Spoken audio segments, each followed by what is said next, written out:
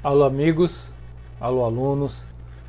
Hoje nós vamos falar sobre fuses. Fuses em microcontroladores. Quando nós fazemos uma montagem no Proteus, como essa montagem que está aí na tela, nós montamos, testamos. Se é um microcontrolador, nós temos que escrever o firmware desse microcontrolador e testamos. Nesse caso, vamos testá-lo. E tá aí, tá funcionando, né? Esse microcontrolador foi programado para escrever um código numa tela, que é esse código que está aparecendo aqui, né, numa tela de LCD. Bem, para fazer isso, ele usa esse código. Vou desligar aqui. Está aqui o código. Você pode utilizar esse microcontrolador, fazer nesse sistema que é o Proteus, né, que é a parte de desenvolvimento, testar e tudo bem. Aí você fala assim, bom, agora eu vou montar num protoboard e vou gravar esse firmware no protoboard. E não funciona, né? De repente você fica com o seu circuito lá testando, não funciona. Aí você volta para o Proteus, volta para o simulador e ele funciona. Bem, o que acontece é que quando você faz a programação no Proteus, ele entende que os fuses já estão configurados. Ele entende que toda a parte de configuração já foi feita. E quando você vai fazer isso na parte prática, esses fuses têm que ser configurados antes de começar o programa, antes da execução do programa. Então, o que seria isso, né? Os fuses são as diretivas para a configuração inicial de diversos parâmetros de um PIC. E essas configurações elas vão variar de PIC para PIC. Por exemplo, o PIC 16F877 tem uma configuração. Um PIC F600 tem outra configuração. Então, por exemplo, na configuração de oscilador de baixa potência do PIC 16F877, nós temos lá que ele tem que ser maior que 200 kHz. E ele está escrito como LP. O cristal oscilador tem que ser maior ou igual a 4 MHz. Ele está lá escrito assim como XT. E como é que a gente vai fazendo isso quando você vai escrever o programa? Bem, vamos lá. Vamos colocar aqui o programa na tela. Aqui eu vou escrever um novo programa, já tem o PIC que eu escolhi aqui, o 16F877, a frequência de 8.000 MHz e vou novo projeto, New Project. Próximo, vamos pegar aqui então, é o PIC 16F877, então vamos escolher ele aqui, ó, 16F877. 16... Então vamos para cá.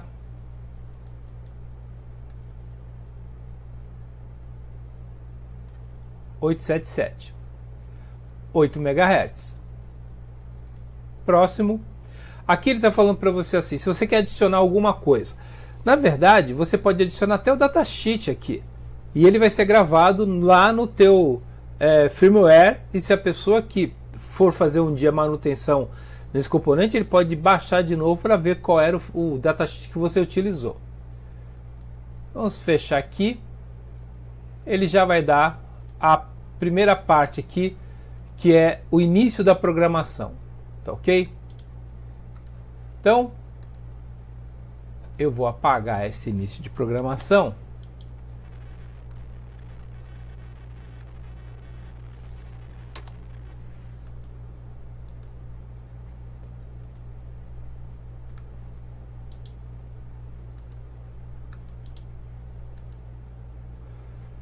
E aqui nós vamos escrever um código.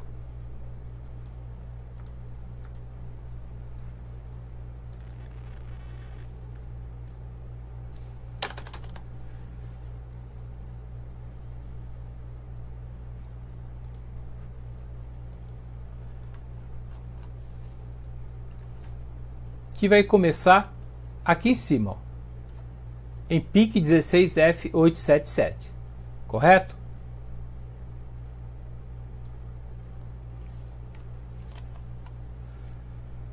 A primeira linha desse código vai ser a configuração dos fuzzy bits. Então, o que eu vou fazer? Copiar aqui.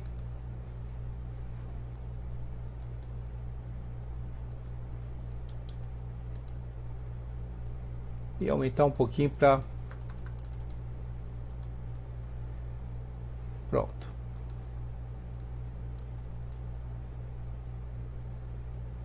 Está aqui. Config xt OSC. Veja, xt aqui é esse cristal aqui. Então, config underline xt OSC é configurar o cristal para oscilação, que é esse OSC que você está vendo aqui. OSC. Depois disso, o que eu faço? Eu coloco aqui, ó, um E comercial, underline, e aí eu vou colocar WDT. WDT é o Watch Dog Time, ou seja, é um alarme para ver se o firmware não errou durante o seu scan de programação. Ou seja, eu tenho dois reloginhos que partem ao mesmo tempo. Esses dois reloginhos têm que chegar ao mesmo tempo. Se um reloginho chegar antes do outro, ele está indicando para o controlador que houve um erro de leitura do bit. Ou seja, em algum momento ele teve um erro de paridade de bit. Então ele vai dar um alarme, vai assim, olha, eu errei, faço o scan de novo. Então ele faz o scan de novo. Nesse caso aqui, para que ele fique mais rápido, eu estou desligando, estou deixando em off, certo? Underline de novo, e aí eu coloco um outro parâmetro de fuzzy, que é o PWRTE. Eu posso ter vários parâmetros de fuzzy. No caso do PIC 16F877, eu tenho HS para oscilador de alta velocidade, RC para resistor ou capacitor oscilador de saída de clock. Eu posso ter o NoWDT, que é o Watchdog Timer desabilitado, e posso ter o WDT, que é o Watchdog Time habilitado. Posso ter o NoPut, que é o Power Up Timer desabilitado, e o Put, que é o Power Up Timer habilitado. Nós temos também o Protect, que é o código de proteção de leitura. Temos o Protect de 5%, que ele vai proteger 5% da ROM. E temos o LVP, que é o Low Voltage Program, ou seja, ele vai escrever ou gravar em baixa voltagem no seu PIC, tá certo?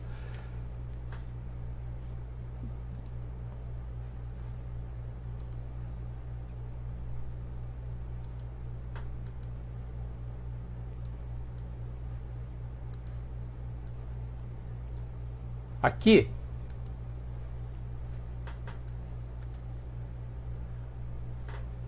vamos ligar aqui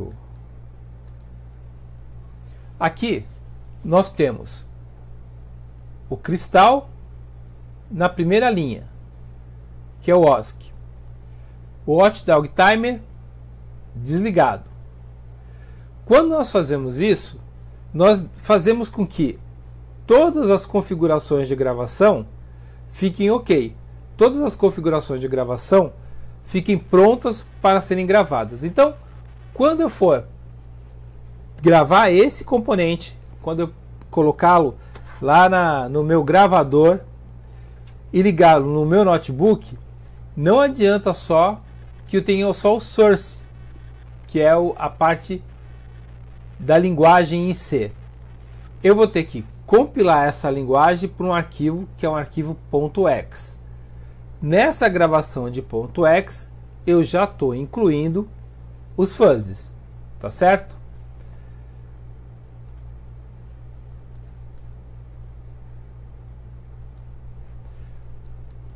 Aqui nesse programa, eu posso fazer qualquer configuração de fuzzes. Eu posso inclusive incluir nesses fuzzes algumas coisas a mais. Por exemplo, eu posso incluir durante a gravação do fuzzy todo o X do programa, ou seja, toda a linguagem C dentro desse arquivo, para que ele possa ser baixado e modificado. Lembre-se que o X, depois de editado, ele não pode mais ser mexido, mas enquanto ele estiver na linguagem C, eu posso fazer isso. Então eu posso gravar esse arquivo, salvar como um texto, gravar junto com a gravação dos fuzzes e deixar dentro da máquina. Se alguém, em algum momento, tiver que fazer manutenção naquilo, ele vai poder abrir aquela leitura, né, aquela programação, e ver o arquivo original e poder escrever ali. Por exemplo,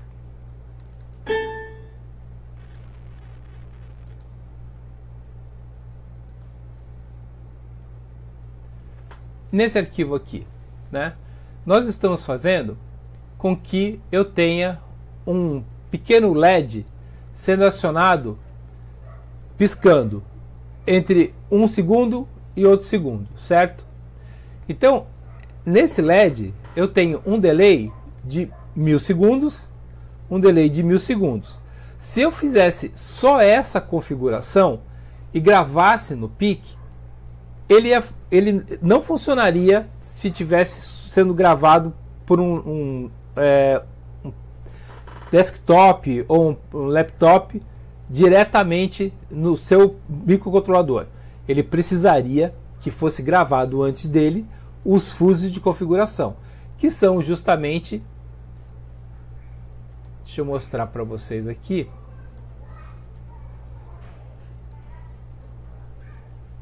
que são justamente essas linhas aqui que eu coloquei para vocês. Por exemplo, nesse caso, se eu estivesse gravando aquele código com essas configurações, o Master Clear estaria ligado. O Boarding Off, que seria para configurar a leitura, estaria desligado. Então, tudo que eu quisesse fazer em termos de habilitar o programa ou desabilitar, eu estaria fazendo aqui. Isso também faz com que o programa fique mais rápido ou menos rápido, mas também faz com que ele fique mais seguro ou menos seguro. Nesse caso, o Watchdog Time está em off, está desligado. Ele vai ficar mais rápido. Se fosse em uso industrial, ele teria que estar em on, porque na indústria é importante que eu saiba que eu perdi um registro, né? Que ele atrasou um registro, tá certo? Quando nós escrevemos no microcontrolador, o teste de bancada é excelente. Só que, para gravar, nós vamos ter que utilizar todas as configurações do programa do gravador. Alguns gravadores, eles já vêm com uma rotina. Então, à medida que você vai passando o seu programa para dentro do teu componente, do teu PIC, ele já vai te perguntando: você quer o Watchdog Time?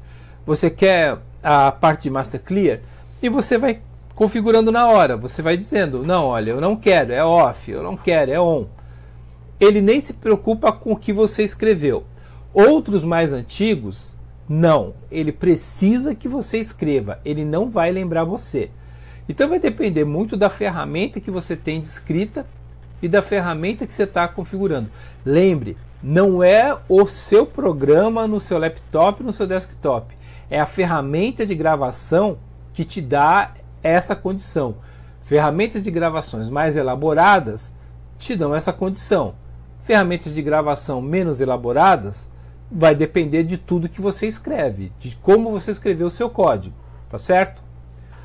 Uma vez carregado esse código, você está com o teu microcontrolador pronto para rodar, pronto para funcionar.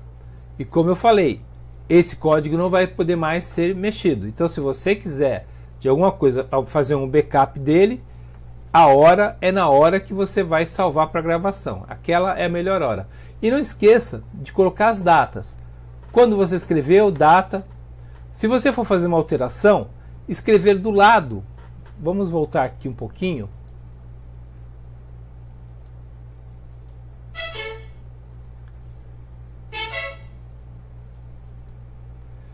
Se você escrever aqui do lado, ó, por que que você escreveu aquilo, né? Por que que você fez aquela modificação? Então, barra, barra e escreva. Se você fizer um programa totalmente editado, a pessoa vai entender o que você quis fazer. Nesse caso aqui, por exemplo, né? Delay underline ms 1000. Aqui do lado, delay de 1 segundo. Aqui embaixo, ó, delay 1000. Delay de 1 segundo. Aqui, delay off. Aqui, delay on. Aqui, porta A, B, C, D, E. Aqui, on em A, B, C, D, E. Então você usou um tris aqui, usou um tris aqui, e você fez com que todo esse código pudesse ser depurado. Tá certo? Esse tipo de configuração pode ser mais demorada, pode ser mais rebuscada. Você pode ter mais problemas para configurar. Você vai depender, como eu falei, de você ter na sua mão o teu datasheet. Mas ela vai ficar melhor e vai ficar mais segura para aquele que vai usar e para você que um dia for fazer a manutenção. Tá certo? Uma das coisas também que é importante é que você consiga colocar lá no começo do seu código, né, as atribuições, né? Então, o que que você vai fazer? Cristal oscilador externo, 4 MHz. Escreva. Watchdog time desabilitado. Escreva realmente, né? Então, se você for fazer essa configuração,